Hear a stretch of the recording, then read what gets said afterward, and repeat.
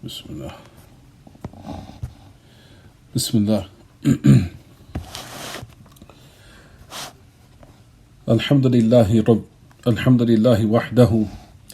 Wassalatu wassalam ala man la nabiyya ba'dahu. Wa ala alihi wa sahbihi wa man tamassaka bi sunnatihi ila yawm ad-din. Wa sallama tasliman kathira amma ba'd. As we continue in explaining the lines of poetry by the great Imam Haafiz Al Hakamee rahimahullah, but the title of his poetry was called Assubool Assaweeyah li fiqhi as-sunan al-marwiyah, which was explained by one of his students, the great Imam Sheikh Zayd ibn Hadee al-Madkhalee rahimahullah, wa rahimahullah al-jami' wa a'zama ajrahuma ورفع درجتهما وأدخلهما في فسيح جناته جل وعز. And as we continue this lesson, 8:01 p.m. The time now, everyone. The time is 8:01 p.m. Wednesday, March the 31st, where technically it's Thursday night according to the Islamic calendar, the 18th of Sha'ban, the year 1442 after the migration of our Prophet alayhi forms that intention, meaning for the obligatory fast, for that is what is requested, rather that is an obligation. It says in the poetry, وَوَاجِبُ تَبْيِيتِهِ بِاللَّيْلِ, the obligation of one making their intention during the night, intending to fast the obligatory or the obligation of fasting, meaning the month of Ramadan, without the supererogatory or the voluntary fast, which we'll discuss again inshallah, a particular line. It says وَحَيْثُ بِأَنَّ الصَّوْمَ بَعْدَ أَنْ مَضَى.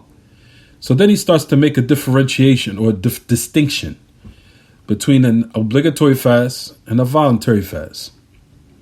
So he says, of course, the obligatory fast, one has to make their intention before Fajr, when they go to sleep at night, during the time of the prior night or the previous night.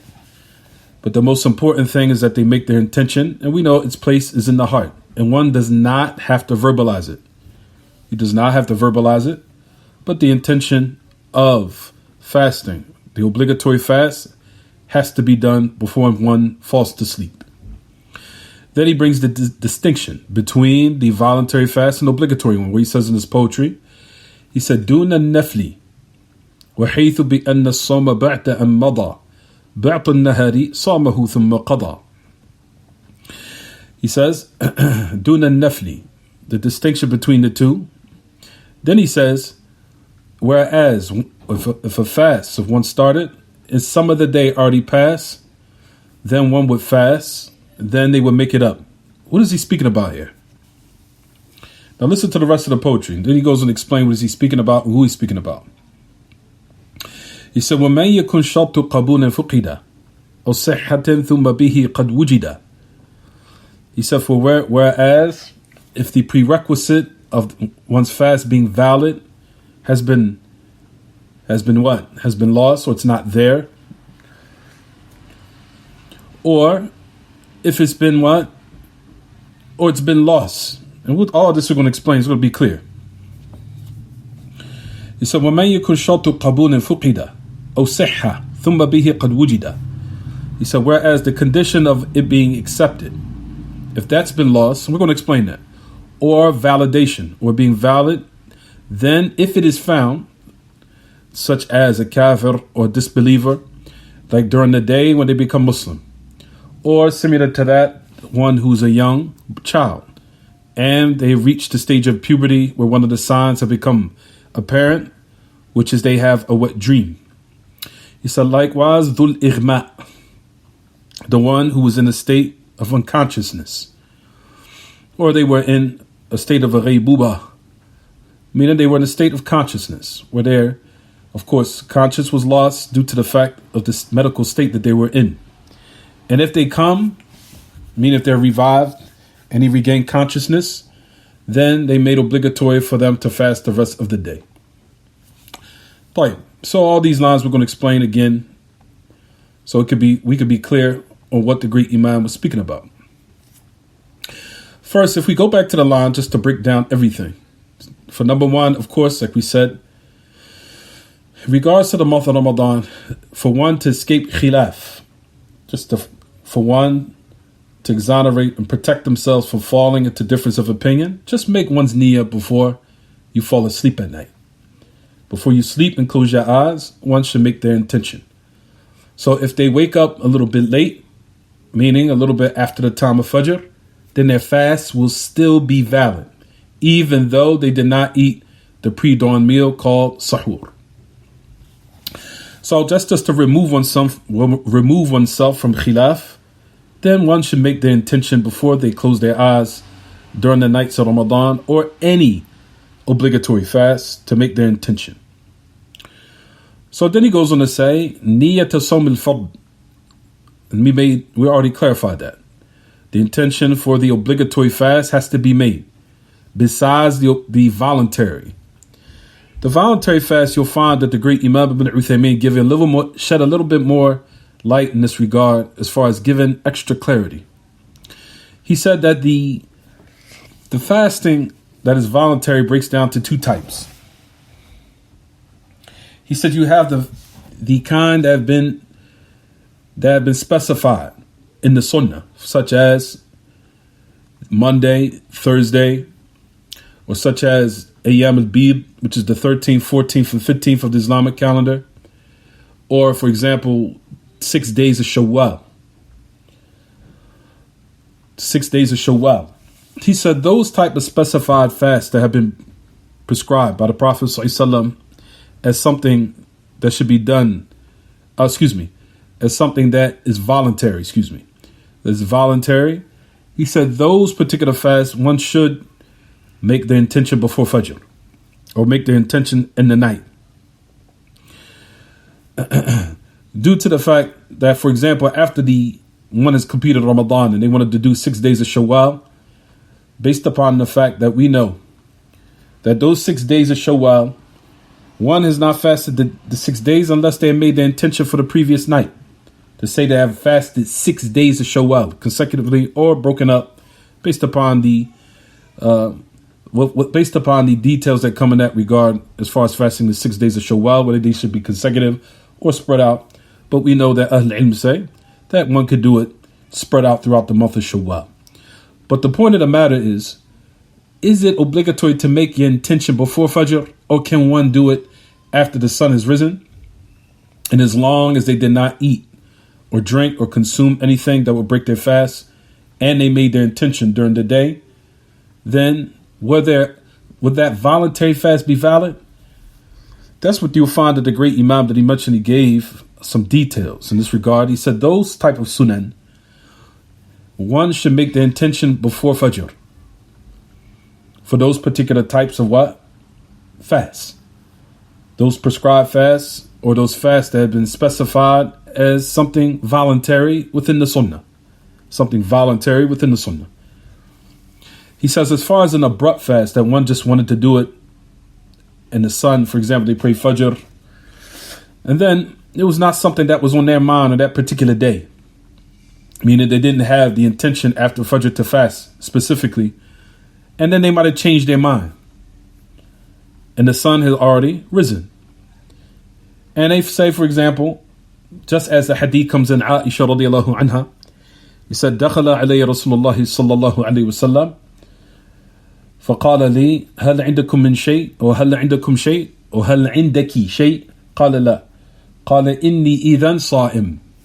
That hadith of Aisha radiallahu anha, where the Prophet ﷺ entered upon her. And like we said, we're speaking about the voluntary fast now. The voluntary fast. So for the obligatory one, we're done. We know that one should have their niyyah before Fajr. Before they sleep at night, whether it be before Fajr. And when we say before Fajr, it can mean any time. It can be after Isha, or the different times that everyone goes to sleep at night. The most important thing is that everyone have their intention before they close their eyes. So now, like we said, we're speaking about the voluntary fast. That's the the situation at hand, what we're discussing. Well, that is the particular affair we're discussing now. The voluntary fast breaks down to those two categories. The first one of which we're discussing now is the voluntary fast that has been specified in the authentic sunnah, such as, for example, Monday, Thursday, or for example, Ayyam al-Bid, they call the white nights or the white days, which are the 13th, 14th, and 15th of the Hijri calendar, not the Gregorian calendar, the Hijri calendar. That's also been days that our Prophet ﷺ, who he wanted to encourage to fast as a voluntary fast, he said to fast those days also. They're very virtuous. And for example, the 6 days of Shawwal. Or for example, Yawm Ashura, which is also in the month of Muharram, where the Messenger of Allah encouraged that we fast those days. Is it obligatory? No. But it is highly recommended. However, those particular days, can one wake up in the morning and say, or for example, as long as I did not eat or drink anything, that will break my fast, and I can make my niyyah after the sun is risen? For those particular fasts that are voluntary, you'll find that the great Imam Ibn Uthaymeen, that he said in this regard, yes. For those days such as Yawm Ashura, or the 10th of Muharram, or for example the 6 days of Shawwal, or for example Ayyam al-Bid, the white days or white nights, which is the 13th, 14th, and 15th, or Monday and Thursday, or what have you. That the likes of those particular fasts, that one should make their intention before Fajr or before they sleep in the night, on the previous night, before they want to start that fast for that specific day. He said the second type of fast is what is abrupt.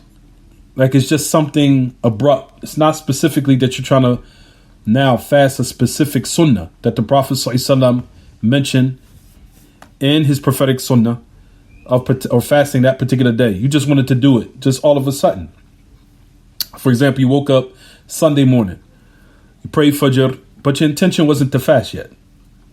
So like around, let's just say 10 o'clock a.m., you changed your niyyah. For example, you might have found, okay, I didn't eat anything, I didn't drink anything yet, I wasn't intimate with my wife or what have you. Around 10 o'clock in the morning, 10 a.m., you know what, let me just do a fast.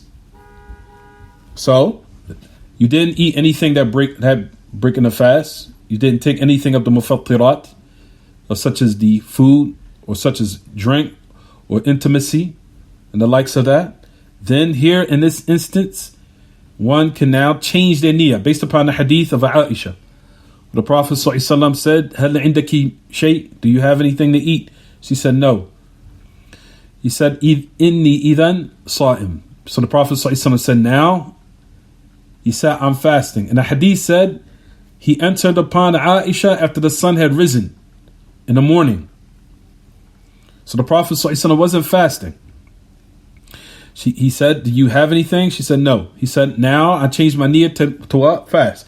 Because the Prophet ﷺ did not eat or drink anything for that specific type of voluntary fast, which is an abrupt one, which is not those specified voluntary fasts in the sunnah. It was just an abrupt fast that he wanted to do, abruptly, alayhi salatu wassalam.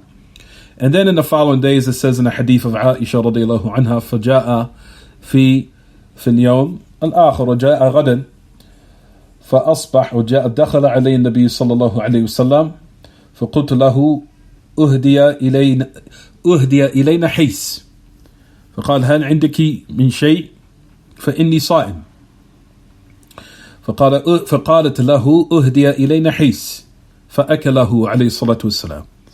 He said, then the Messenger of Allah alayhi salatu wasalam did another similar abrupt fast. He said, then he entered upon Aisha radiallahu anha. He said, "Do you have anything to eat? I'm fasting." She said, "Hais was given to us as a gift." The food called hais. He says, when the Messenger of Allah seen it, he ate it. So he cut his fast. He stopped. He broke his fast, what was voluntary. He broke his fast, what was voluntary. How can we say now, is that applicable for the 6 days of Shawwal? For them to lose out on that virtue? Because we know the 6 days of Shawwal aren't obligatory. but they are highly recommended and specified in the authentic sunnah, even though they're not an obligation. For now, one to say this hadith applies to those particular sunan is what the great Imam was saying and explaining, that we have to differentiate between those two types of voluntary fasts. Those fasts that are voluntary, which has been prescribed on specific days, and just an abrupt fast that one wants to do all of a sudden in the last moment, as long as he did not eat anything that would necessitate his fast being broken from all those affairs that we just mentioned, from eating and drinking and intimacy and the likes. If they did not consume anything and they wanted to do an abrupt fast, then they could do so. Right. So that was what we mentioned in regards to the line. It says, نية صوم الفضل دون النفل وحيث بأن الصوم بعد أن مضى بعض النهار صامه ثم قضى. He said, وحيث, whereas fast, he says some of the day has passed. Then they would fast and they would what? Break it. Oh, excuse me. They would make it up after the month. Who is he speaking about? So listen to this. He gives the example. He says, such as a non-Muslim. A non-Muslim that embraces Islam during the day, during the month of Ramadan. What does he do? Or a young child. وَمِثْلَهُ الصَّغِيرُ, a young child. Whereas, ihtalam, meaning they have a wet dream, which is just an indication that they reach the age of puberty. All right, let's stop at these lines and explain them quickly. It says, such as a kafir, such as a non-Muslim, that they embrace Islam.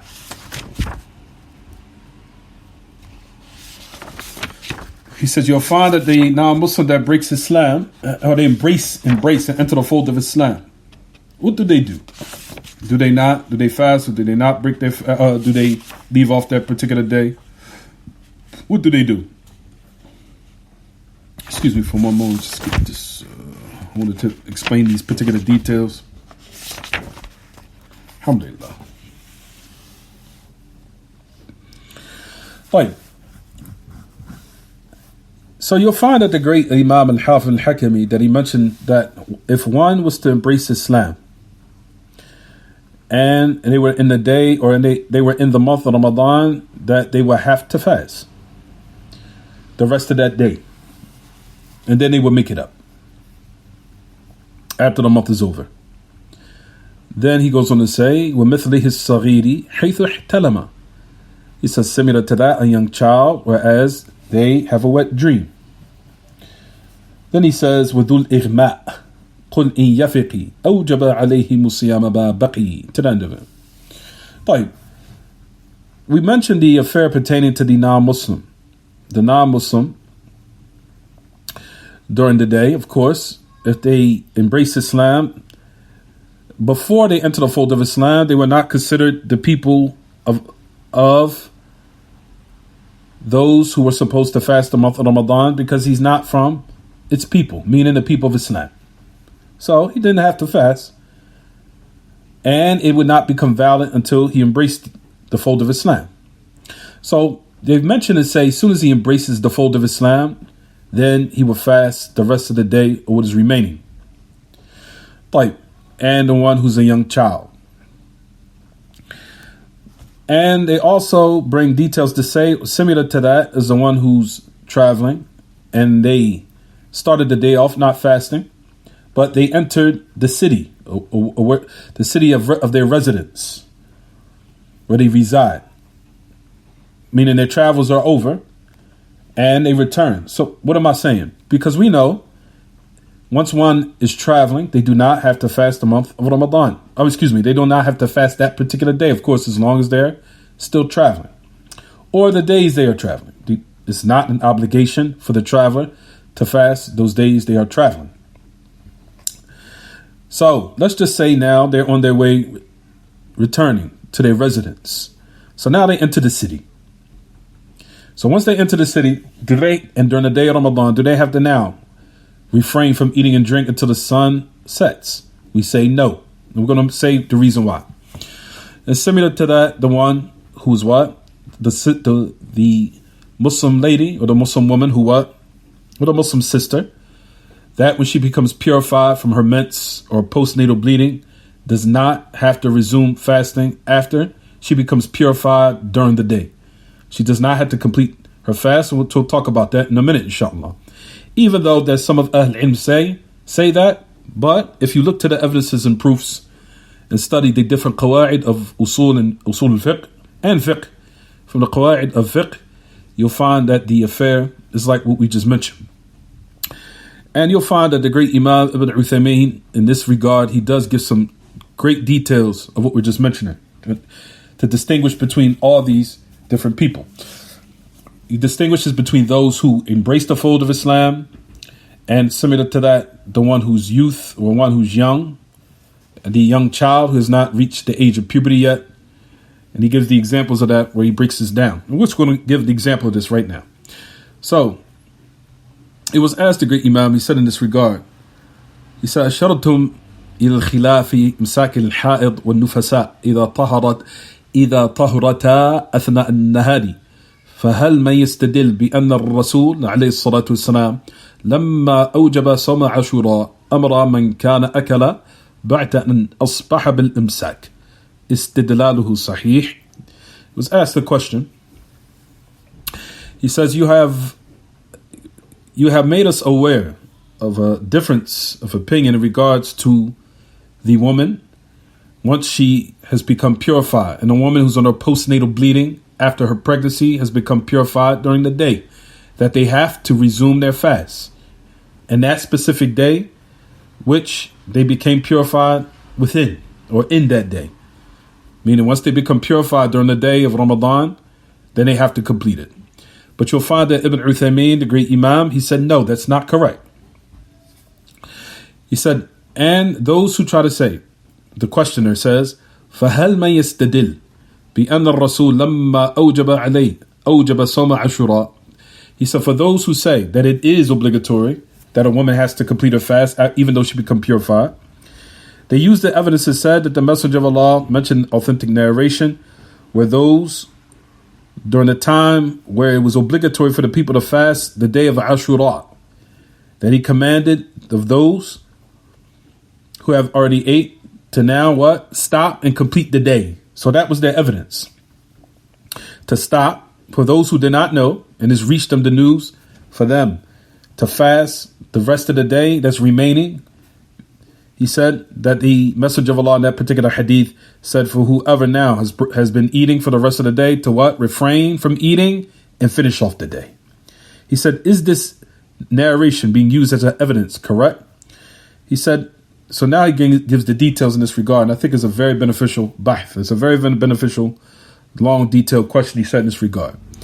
He said, rahimahullah, he said, ذكرنا أثناء بحثنا في الصيام أن المرأة إذا كانت حائضا وطهرت في أثناء النهار فإن العلماء اختلفوا هل يجب عليها أن تمسك بقية اليوم فلا تأكل ولا تشرب أو يجوز لها أن تأكل وتشرب بقية اليوم.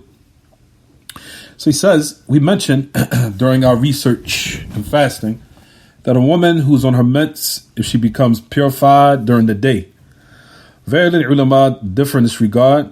Does she now, what is remaining of the day, she does not eat and drink, or is it permissible for her to eat and drink the rest of the day once she's become purified during that day of Ramadan? وقلنا إن في ذلك روايتين عن الإمام أحمد رحمه الله إحداهما وهي المشهور من المذهب أنه يجب عليها الإمساك فلا تأكل ولا تشرب. He said, we have the narrations of two upon the great Imam Ahmad. One of them is, and what is known from the madhab. What is known from the madhab is that she will have to what? She will have to refrain from eating and drinking the rest of her day if she becomes purified during the day. So that's one narration.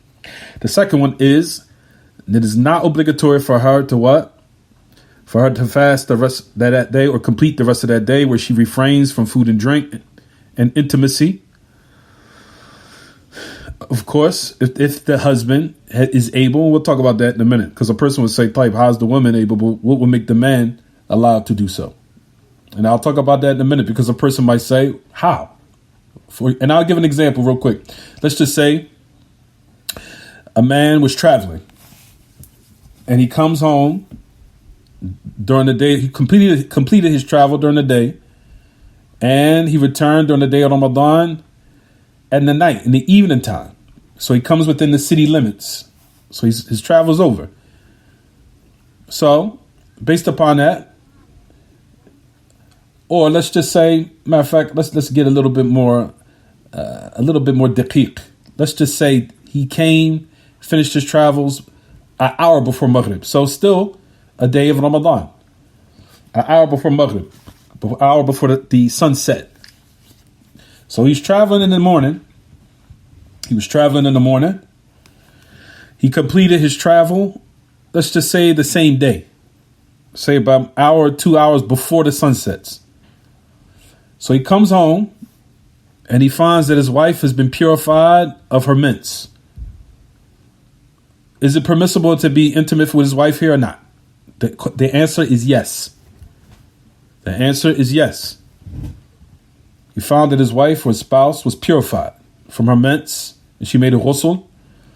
And he traveled and came back during the travel towards the end of the day, even though the sun is still what? Up, because it's an hour or two before the sun sets.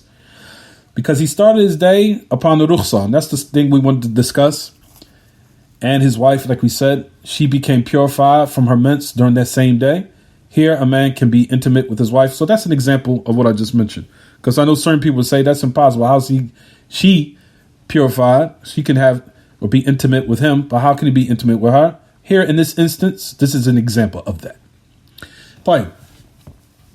So if we go on to say, going back to the original affair, what we were discussing a moment ago, what did we say, everyone? There's a second opinion in this regard. And this is the opinion you'll find that is very strong, and even which I have taken, in which the great Imam Ibn Uthaymeen mentions. And I think it is a very strong evidence. He said this, that the woman who becomes purified, or woman who's on her postnatal bleeding become purified during the day of Ramadan, they do not have to fast the remaining of that day. It is permissible for her to eat and drink and be intimate with her spouse. وقلنا إن هذه الثانية هي مذهب مالك والشافعي رحمهم الله وإن ذلك هو المروي عن ابن مسعود رضي الله عنه فإنه قال من أكل أول النهار فليأكل آخره. وقلنا إن الواجب على طالب العلم في مسائل الخلاف الواجب عليه أن ينظر في الأدلة وأن يأخذ بما ترجح عنده منها وأن لا يبالي بخلاف أحد ما دام أن الدليل معه. To the end of it. He said that is the second madhab, which is correct. So you'll find that the great Imam Ibn Uthaymeen, he never blindly followed the madhab.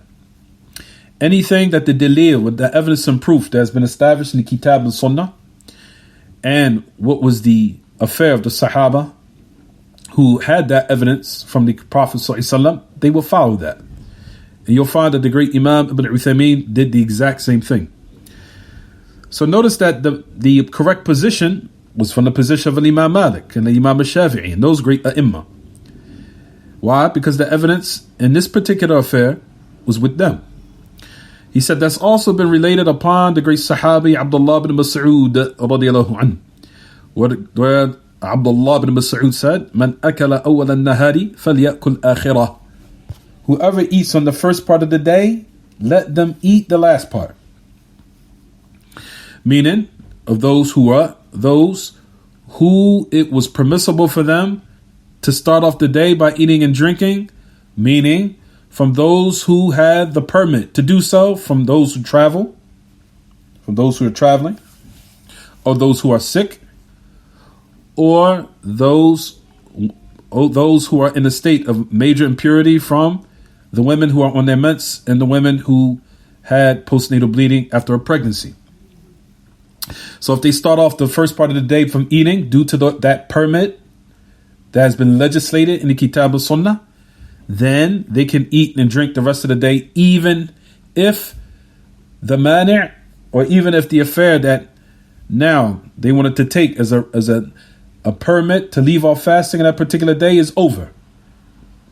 For example, the reason why they left it off, the mani', the reason of why they left it off.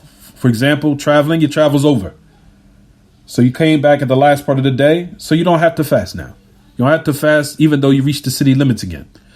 Nor, for example, the one who's sick. Let's just say they became cured during the day and they felt better. Verily, they started their fast off. They took the permit, which was in the Kitab and Sunnah, or the legislated excuse by starting the fast off, it off by breaking it, which they didn't fast. But even though they might have been cured from that sickness in that particular part of the day, it does not necessitate they have to complete the rest of the day. And similar to that, the woman who's on her mens and the woman who's on her postnatal bleeding, likewise. So he goes on to say, rahimahullah, so that's the meaning of the other of Abdullah ibn Mas'ud. It said, then the great Imam, he goes on to say, what is obligatory upon a student of knowledge in the affairs concerning al-khilaf, of difference of opinion, that it's obligatory upon him to look in the evidences and proofs from the Kitab and Sunnah, and to take what is the strongest opinion with what he sees as the evidences, pointing towards what agrees with the truth, of course. And he doesn't care about the affairs of those who differ as long as the evidence is with him. With those the opinions of others, as long as the evidence is that he has with him, because all of us have been commanded to follow the prophets. Alayhim as-salatu was-salam. Allah Ta'ala says in his book, on the day that they will call out and they will say, what have you answered of the messengers and the prophets? Meaning, what you have done as far as in following their particular sunnah for those different nations. And we've been commanded to follow the sunnah of our Prophet alayhi salatu wassalam. So he goes on to say in this regard, he says, as for at the narration that they utilize or they use as an evidence, he said what we say in this regard. For example, the hadith of when the Messenger of Allah commanded fasting the day of Yawm Ashura. They using that as an evidence where, for example, the Messenger of Allah commanded those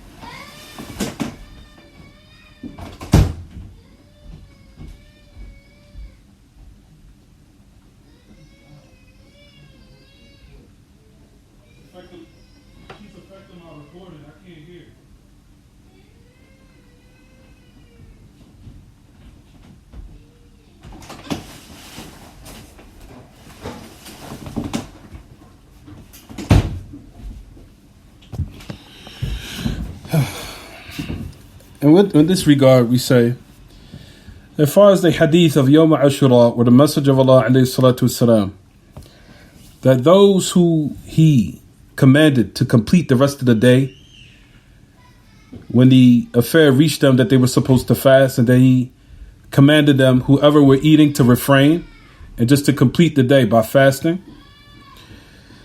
He said in that particular hadith, he said there is no evidences that we could say that they can utilize as an affair of it being an obligation.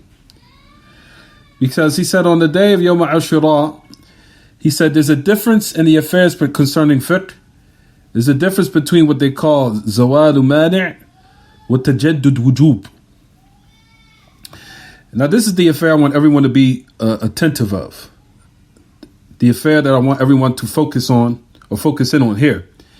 Zawal mani', make the distinction between what they call zawal mani' or tajaddud wujub. There's a difference between those who, when the affair of what they want to take as a permit, where they excuse from fasting due to it, and the difference between those who the obligation wasn't upon them and then it became an obligation upon them. It's to differentiate between both affairs. Zawal mani', those the excuse or the affair of what they wanted to utilize to excuse themselves from fasting, and those who became, or the obligation became binding upon them after it was not. For example, the affair pertaining to what they call tajaddudul wujub. Tajaddudul wujub, or the obligation becomes binding when they wasn't, or the renewal of an obligation, as they call it. Tajaddud tajaddudul wujub, or the obligation become renewing, the renewal of a particular obligation or duty. Just to sum it up, for example, the people who were not, or from what they call tajaddudul wujub, the obligation became binding upon them, such as a non-Muslim. There was a time before, of course, where the obligation was not upon him or her to fast because they were not Muslim. Just to keep it simple. So the affair of the obligation became now what? Renewed, where they became from its people, such the people of Islam. Here in this instance, the affair becomes binding upon them. So that's in regards to them, such as a non-Muslim becoming Muslim. Similar to that, the people who are tajaddudul wujub, where they become from the people of its obligation, or the people of obligation, meaning they become from those people who the duty becomes binding, such as a saghir, such as a youthful child. So before they were in the stage of puberty, they did not have to fast. When they reach the age of puberty, by those three signs, which we know, then they become from the people of wujub. They become from the people that they have to what? Carry out their duty. Because there was a period of time where he or she did not have to do it because they were not what? Because they were not mumayyiz, or they were not from the people of of obligation because they did not reach the age of puberty. Similar to that, another example is a person who's majnoon, the person who's in a state of insanity, reached the level of insanity. For when the stage of insanity, and that even branches off to different branches, which we'll talk about that in a moment. For example, a person that's reached the level of a severe level of dementia. They have dementia. Dementia is where a person have, where they start to lose their wits or their memory, or severe memory loss, or they're starting to lose the major functions of their memory or their brain. May Allah protect us. For example, dementia, or what they call Alzheimer's, and the likes of that. Or in the Arabic language, what they call ma'tu, where a person becomes so elderly they can't remember, a bad state of amnesia, or they lose their wits, and the likes of that. So similar to that, though, what do we say about those people? A person who's insane, or the person is not in the right state of mind, for they are not from the people of obligation. They're not from Ahlul Wujub. They're not from those who it's binding upon them to fast. As long as they're in this state, of course. As long as they're not in this state. And that is from some of the examples that we have given. That's from some of them. طيب. Now that's the example of those who are not in a state where the obligation was binding upon them. What about the zawal mani'? For example, those who have the license or the permit to leave off fasting, and even if it's over, they do not have to complete it for the rest of that day. Such as the one who's traveling. There was a mani', or the people who are traveling. In that regards, that's a rukhsa. That's the permit. Or, for example, the person who's traveling, or the one who is sick, they could take the rukhsa. The rukhsa is the permit. Those type of people, do they have to complete their fast during the day? Do they have to complete it once the rukhsa or the permit is over, where a person doesn't become sick anymore, or the person feels better during the day? Or they have finished their travels during the day, but the sun came up, or the sun was still up, let's just say an hour or two before it set. So that means they have to resume their fast, right? We say no. And similar to that, what they call zawal mani'. Zawal mani'. Meaning there was a mani'. There was something prohibiting the woman to fast. It was a mani'. A woman, for example, who's on her mens, it's impermissible for her to fast that day. And the thing that's the mani' that prevented her from fasting was what? Was her mens. And similar to that, postnatal bleeding. Now the mani' is gone, it's been removed. Does she have to finish her day? We say no. She does not. So the point of the matter is, make the distinction between who's Ahl al-Wujub and Ahl al-Mani' or Zawal al-Mani' or the people of the Rukhsa. You have to make the distinction. And that's what the great Imam that he mentioned said. He said we cannot consider everyone the same. In which you'll find that some of Ahl al-Ilm say it's basically all the same. Doesn't matter whether they embrace Islam. Doesn't matter whether they become reach the age of puberty at a particular day, and whether the woman who fasts, whether the woman is on her message, she becomes purified during the day. All of these people have to what? All of them have to fast the rest of the day, and they have to make it up after the month of Ramadan. We say no. The great Imam says no, that's not true.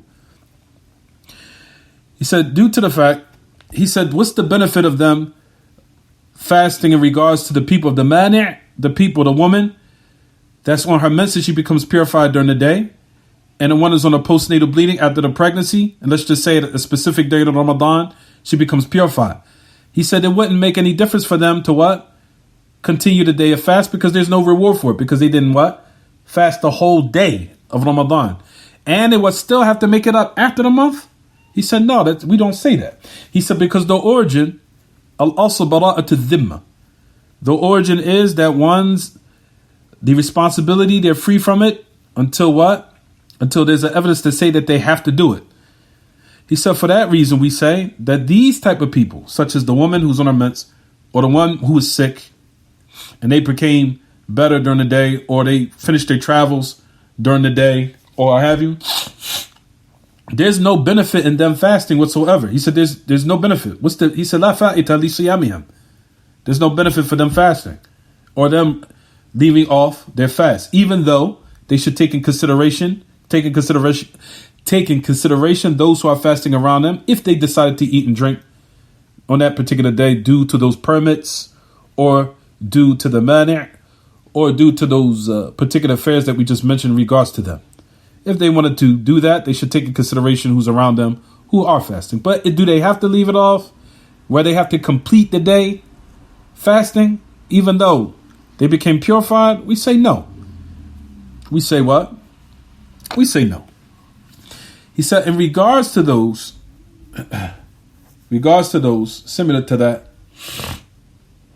those who are a non-Muslim. Now listen, he says the opposite. He said the opposite. In regards to a non-Muslim, he said the non-Muslim, if he fasts the rest of the day, he does not have to make it up after the month of Ramadan.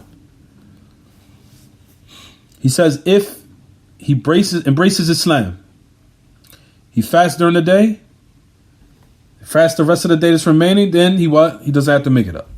Similar to that, the one who's sabi, the young child, if he fasts the rest of the day, then what? If he becomes in state of puberty for that particular day and he fasts the rest of that day, he does not have to make it up. However, the opposite, for those who are in the travels, of course we know then they have to what? Make it up after the month of Ramadan. And similar to that, the woman who's on her mens, if she takes the rukhsa, or she takes the allowance that Allah has given her for not to fast during the day, but she has to make it up after the month of Ramadan. And similar to that, the woman's on a postnatal bleeding, and the one who's fasting, then they have to make it up after the month of Ramadan. For that is what he said in this regard. Of course, and he even mentioned this, and just to give a little bit more details, he says exactly what we were mentioning.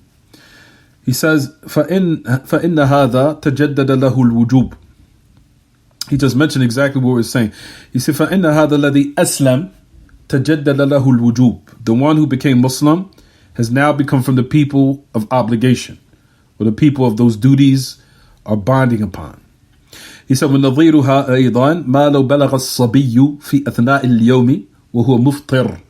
And similar to that is the young child that during the day, he becomes in a state of puberty, and he started off the day breaking his fast, and then he became in a state of puberty during the day. فَإِنَّ هَذَا تَجَدَّدَ لَهُ الْوُجُوبِ. For verily this one, the obligation is binding upon now. He said, for what we say, لِمَنْ أَسْلَمَ فِي أَثْنَاءِ النَّهَارِ يَجِبُ عَلَيْكَ الْإِمْسَاكِ وَلَكِنْ لَا يَجِبُ عَلَيْكَ الْقَضَاءِ. He says it's obligatory for you to fast the rest of the day. However, it's not obligatory for you to make it up. وَنَقُولُ لِلصَّبِيِّ إِذَا بَلَغَ فِي أَثْنَاءِ النَّهَارِ يَجِبُ عَلَيْكَ الْإِمْسَاكِ وَلَا يَجِبُ عَلَيْكَ الْقَضَاءِ. Similar to that, the young child, for one who's reached puberty in that specific day, it's obligatory for you to what? Complete the day fasting, and you do not have to make it up. He says, in contrast to the one woman who's on her mens, and she becomes purified. He said, for verily, by the consensus of the people of knowledge, it's obligatory for her to make that day up. الحائض إذا طهرت أثناء النهار أجمع العلماء على أنها إذا أمسكت بقية اليوم لا ينفعها. He said the woman who is a mens, or is on a mens, and she becomes purified during the day, the ulama have a consensus that, for example, if she was to refrain or now continue her fast for the rest of that day, or what's remaining, it doesn't benefit her. There's no benefit in it. For verily, this abstination from food and drink for the rest of that day, there's no reward for fasting for it. There's nothing she's going to get for it. He says, even though she has to make up the day. It said, وبهذا عرف الفرق بين تجدد الوجوب بين تجدد الوجوب وبين زوال المانع. For that reason, we now realize the distinction between the people who are from the people of obligation, where their obligations is renewed, where they become from its people, and between the removal of the barrier that prohibits them from fasting. And we just gave the example of the woman who's on her mens. If she becomes purified during the day, the excuse has been what? Removed now. Because we know the mani' will prohibit her was her mens. But however, the difference between the child, once they reach the age of puberty, we already mentioned the details in that regard, answering the hadith of the day of Ashura before the month of Ramadan became a duty, as we talked about and discussed that lessons ago. طيب, it says ومثله الصغير حيث احتلم كذاك ذو الإغماء قل إن يفقي أوجب عليهم الصيام ما بقي. He said, for those who are in the state, of course, during the day of Ramadan, let's just say one passed out and they were in a state of unconsciousness. Similar to that, it's the same thing. If they regain consciousness during that day, then similar to that, they will what? Do they continue their fast or not? If they regain consciousness during the day of Ramadan, it has not set yet, even though one was in a state of unconsciousness, or they passed out, or what have you. We will say to that particular person that what? No, they will not fast, nor do they have to finish, especially if it's a severe medical condition where they have to seek out their medical requirement or their authorization from a particular doctor for them to authorize, especially if it's a sickness that made them pass out where they were rendered in a state of unconsciousness. Then they will make it up after the month is over, due to that excuse that had taken place of something that happened that was very severe, that now had made them abstain from fasting on that particular day. We'll also take the questions about al-ighma, about unconsciousness, or one being in a state, whether they be what they call not only just temporarily unconscious, but a person being in a ghaybuba, like a person being for those consecutive days where they might be But a person might, what do they call the person that's unconscious for certain days that they have, or something of an accident that might have hit their head. For that type of people, we'll discuss a little bit later, inshallah, in that regard. All right, let's go on into poetry. It said, وَمَنْ يَكُنْ شَرْطَ قَبُولٍ فُقِدَ أَوْ صِحَّةٍ ثُمَّ بِهِ قَدْ وُجِدَ. We already explained that. Let's continue. طيب.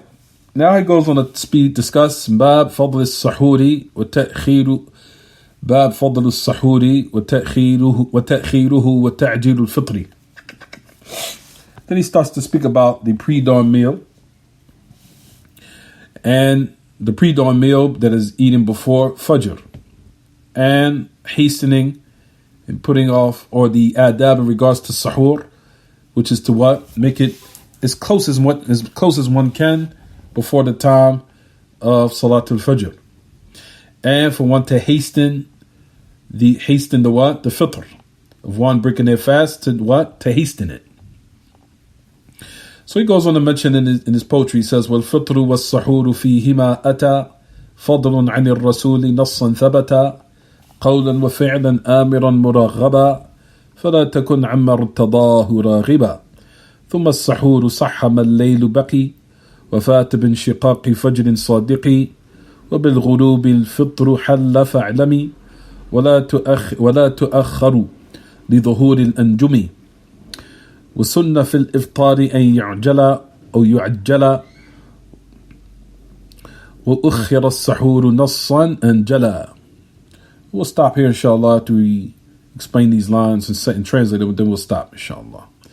He says, breaking the fast and eating the pre-dawn meal of what has come of tremendous virtues that have been firmly established upon our Prophet ﷺ, and statements and actions that he did, and what he did with the Sahaba, and he commanded them to do so, where he aroused that desire for them not to leave these affairs off of eating the pre-dawn meal before Fajr,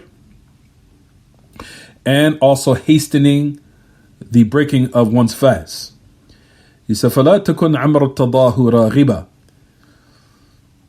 He said, do not be from those who desire other than that way in which he was pleased for, alayhi salatu wasalam. ثُمَّ السَّحُورُ صَحَّمَ اللَّيْلُ بَقِي. He said, then the sahur, the pre-dawn meal, he says, is valid and is permissible as long as the night is remaining. And then the time of it is over when the sun starts to rise for the second Fajr, meaning the time of Salatul Fajr. And that when the sun sets, the fitr becomes halal. When the sun has set completely, of course, when the sun has set, then breaking a fast has become permissible. So know that. And he said, do not put it off to when the stars become apparent, or when the stars starts to what? Appear in the sky. So do not put it off due to the fact that you want to be sure where the stars become clear in the sky. No. He said rather the sunnah is to what? To hasten that. And to put off sahur close to the time of the pre-dawn meal, close to the time of Fajr, is one as much able. Nassan Anjala, in which the text comes and which will clarify the difference between the two. How the pre-dawn meal has been made to put it to close to Fajr as much as possible, and the contrast to that of what is pertaining to breaking the fast and when it's supposed to hasten to do that. And we'll stop here inshallah. We'll stop here. Sallallahu wa sallama wa baraka ala nabiyyina Muhammad wa ala alihi wa sahbihi. Subhanaka Allahumma wa bihamdik. wa ashhadu an la ilaha illa ant. Astaghfiruka wa atubu ilayk.